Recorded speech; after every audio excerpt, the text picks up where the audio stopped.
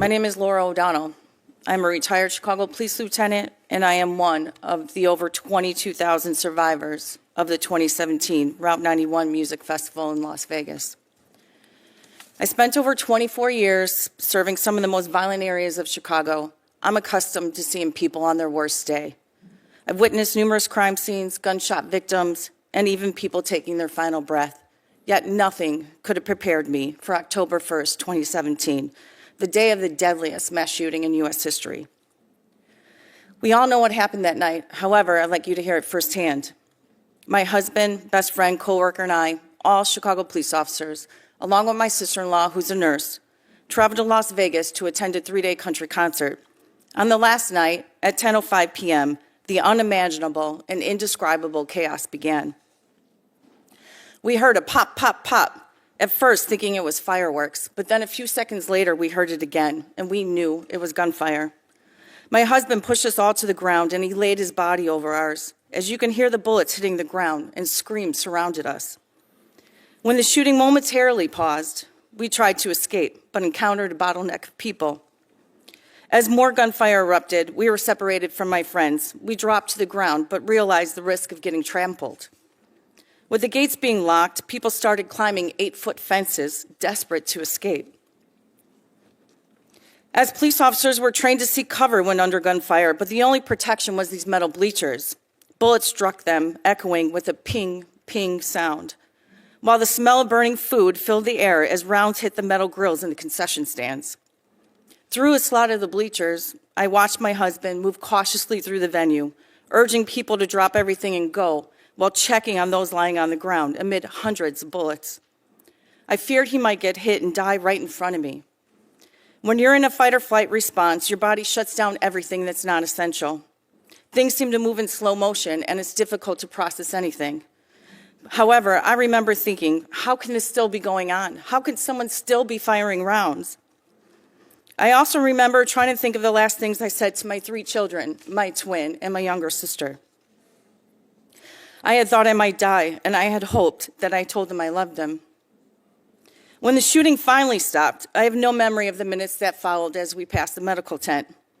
I sometimes wonder how chaotic and horrific it must have been that my mind blocks it, yet other memories are still so vivid to this day. In the aftermath of the shooting, I was in a daze. My mind was moving slow, yet I was hypervigilant. I had trouble sleeping, and I struggled to cope with flashbacks. I had survivor's guilt. I often wondered, why am I still here? Why not me? Panic attacks struck me in places like the grocery store, and I would leave without buying anything. Leaving home alone felt unsafe, especially in crowds.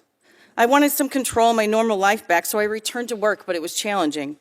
At the time, I was a coordinator of the first SDSC, basically a real-time crime center, in one of the most violent areas of Chicago, Inglewood. One of my duties was to listen to audio of gunfire captured by ShotSpotter. As you can probably imagine, it was distressing for me, and I needed to take more time off of work. I sought help through my employee assistance program and returned to work, but triggers of the shooting would lead to heightened anxiety during scenario-based training and firearm qualifications. It was difficult to be in charge of officers during major events with large crowds and fireworks. I knew I needed more help. I began cognitive behavioral therapy with a trauma therapist who worked with law enforcement. I joined a weekly support group through the Vegas Strong Resiliency Center. I also attended an intensive inpatient therapy program at Onsite called Triumph Over Tragedy for mass shooting survivors. There, I learned coping skills that I still rely on today.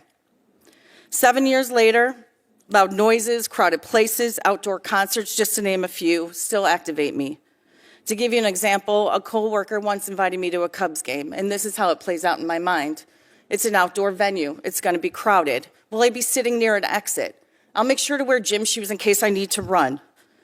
This usually leads me to decline invites to things I once enjoyed. I have my life before Route 91, and I have my life after Route 91. I know there must be a purpose to my life and a reason I survived. Maybe telling my story here today is one of those reasons. The shooter had 23 weapons, including 14 modified with the bump stock, turning them into fully automatic weapons capable of firing over 100 rounds in 10 seconds. That's almost 10 times more than without that modification. While I was in the venue, he unleashed over 1,000 rounds in 11 agonizing minutes. 400 people were shot, over 800 were injured, 58 people died that day, 36 women, 22 men. The 3 youngest were only 20 years old.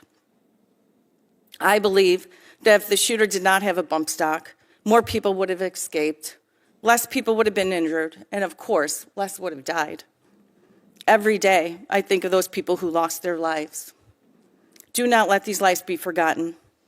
Links to the gunfire are in my written testimony. I urge you all to take the time to listen to it and take action today to ban these modifications to prevent future tragedies.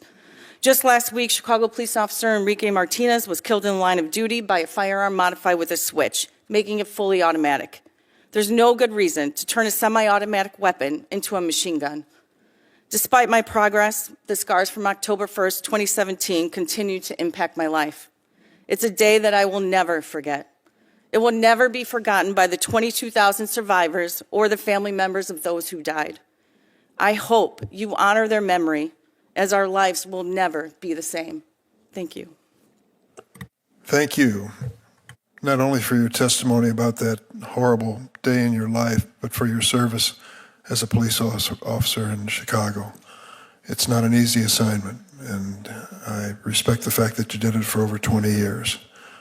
So let me ask you this. Do you think most policemen that you served with in Chicago or in other places would agree that bump stocks have no place to be sold in the United States? Yes, I believe most police officers would agree with me with that.